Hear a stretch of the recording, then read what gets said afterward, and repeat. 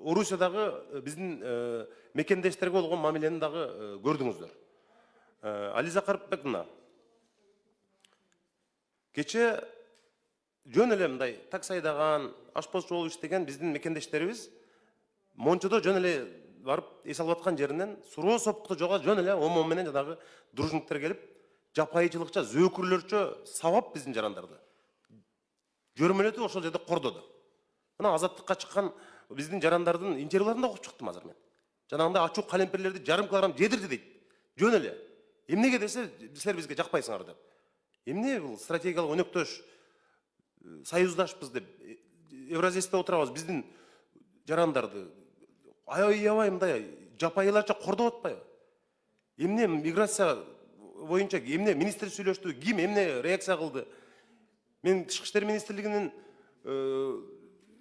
эмесин окудум, жанагы реакциясын. Андай болбойт да, андай кылбагыла да силер. Чакырбайсыңарбы элчини? Нотаны карматпайсыңар колуна. Эмне үчүн биздин жарандарды мына ушундай кылат? Сиз айтып атасыз, 70 тиги Орусиядагы биздин 70 миң мигрантыбыз ошондой кордогончо кайтып келгени жакшы. Мына ушул жерде иштесин. Ошентип коруп алып, мына ошентип жанагындай жерде тамекилердин баарын бырчалап жанагы оозуна жедирип атат биздин мигранттардычы. Мынчалык элибизди мындай тентиткенибиз аз келгенсиз, мындай кордолсо, унчукпай тымпый отурганыбыз болбойт да. Мен Тышкы иштер министрлигинин реакциясын көрдүм мен. Ушундай болду, маалымат берип койдум. Ал маалыматты элдин баары билет. Ошентип коруп алып, ошентип Орусияда жүргөндөн көрө өзүнүн мекенибизге кайтарганыбыз жакшы. Анан Тышкы иштер министрлиги мына элчини мына бүгүндөн калбай Орусиянын элчисин чакыргыла силер. Чакырып нота карматыш керек. Бул эмне деген мамиле биздин жарандарыбызга Орусиядагы? Кордоп атпайбы мисалы? Миграция министрлигинен бир реакция көргөн жок. Министр эмне үчүн билдирүү таратпайт ушуга чейин?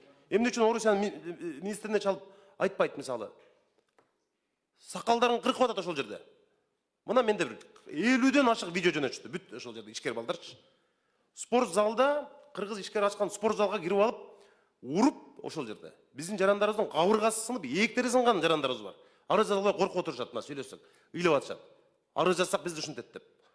Эмгек социалдык коргоо министри, Тышкы иштер министри эмне кылып отурасыңар, мен билбейм. Эмнеден коркосуңар? Жообун бериш керек аларга. Эмне эгемендүү өлкөбүз биз. Анчалык мындай мамиле болбойт.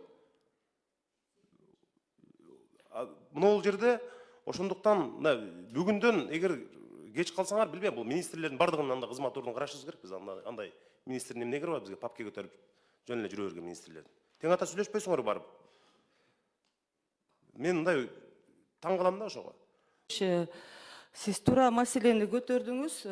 Ошо кечээкү интернет тармакта да абдан терс мындай маалыматтар таратылып калды. Бул бир эле Москва шаарында эмес, башка шаарларда да ушундай терс көрүштөр болуп атат. Бирок ошо эмнегедир сиз айткандай, Тышкы иштер министрлиги, эмгек камсыздоо министрлиги да бул ишти толук менен алып барыш керек. Келишимдер бар бизде. Евразия союзда жүрөбүз биз баарыбыз. Туурабы? Баарыбыз ошол жерге киргенбиз. Бирок эч кандай мындай биздин жарандардын укуктарын коргой турган маселелерди көтөргөнгө мындай болбой атат да.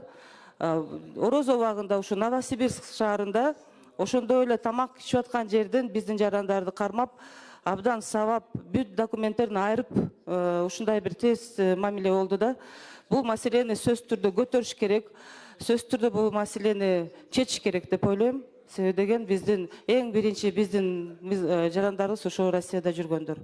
Урматтуу депутаттар, эми жакшы эле талкуу болуп атат, мен ойлойм. Дагы баары суроолор конвенция боюнча. Марат Молдонович, сизге сөз. Рахмат, саламатсыздарбы. Азыр Кубанычбек Карганбекович деле аябай туура айтып атат, биз бу жерде дискуссия кылып бердик да. Атага Жанар Кубанычевич айткандай, миграция министринин орун басары турат, чөткө чечимдер менен келип туруп, аны мигранттарды тияка жиберип жумуш таап бергенде эмес, ошолордун ошакта укуктарын коргоо боюнча да иштешибиз керек. Там действительно эч корголгон жок. Москвага барсаң деле ошол чыр, башка мамлекетке барсаң деле ошол чыр. Азыр биз ассоциация менен отуруп бу жерде торговаться этип атабыз да. Так не надо делать. Вот миграция министри, богу, Тышкы иштер министрлери чогулуп алып туруп дайындап келбейсиңерби? Анан биз эмне деп отуруп депутаттар кыйкырышып атабыз, тияка алып барабыз, бияка алып барабыз. Так нельзя делать. Надо четко определиться. Туурабы? Сен айткандай кылып туруп. И ошондо биз жардам беребиз элибизге, ассоциацияга эмес. Ассоциация жиберет. Тиякта жүрүшөт ар кимиси. Жанар айткандай түрмөлөрдө жатат. Даже адвокаттар жок, хотя бы эмеге Россия дайыма суранышат. Ушагын караш керек. А жумушка любойду апарып киргизип коесуң аерге акчасын. А что тут такого? Это не тяжелая работа. А дальше как будет? Рахмат, Марат Молдович. Эрнис мырза, сизге сөз. Жанар мырза айткандай, мына тышкы иштер министринин өкүлү ким бар? Бул жакта консулдук департамент. Сиз азыр дагы бир нерсени баса белгилеп кетпеди. Биздин кечеги жарандарды банядан алып чыгып, аз келгенсип алып барып туруп, бул факт менен турат, видеолор менде да турат.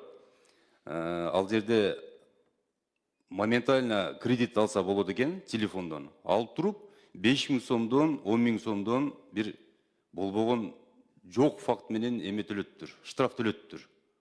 Ал жерде омондор эмес экен, мына киргендер. Алар көчөдө жүргөн жанагы дружниктер экен да.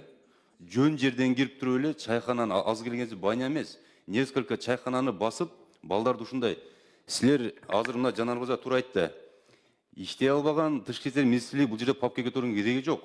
Эл менен элдин арасында мамилени, мына маселени жеринен чечиш керек. Биз жактан, ал жактан, посолдордон, элчилерден бирөө барыптыр, жөн эле сурап койгону келдик деп, эки сөз айтып. Аны барды кылат да. Силер бүгүнтөн калбай, тиги биздин элчини чакырыңыз, бир мындай бир мамиле болуш керек элге, жарандарга. Бул жерде корко турган эч нерсе жок. Коргой албасак, башка маселе болуш керек. Рахмат. Рахмат, Эрнис мырза.